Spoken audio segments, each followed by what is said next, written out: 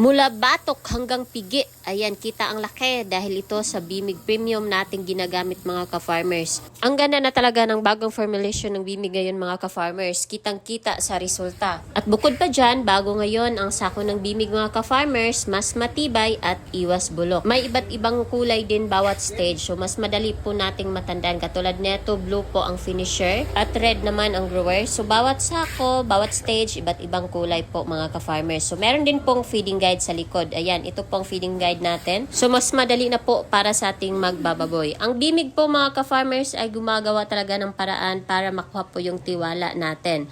So, kami naman po ay nagpapakita po kung gaano ngayon kagaling ang Bimig Premium. So, bagong sako, bagong formulation, subukan nyo po mga ka-farmers nang mapatunayan po ninyo ang aking sinasabi. Dahil siyang tunay po mga ka-farmers, nakita ang laki pag tuloy-tuloy ang Bimig Premium.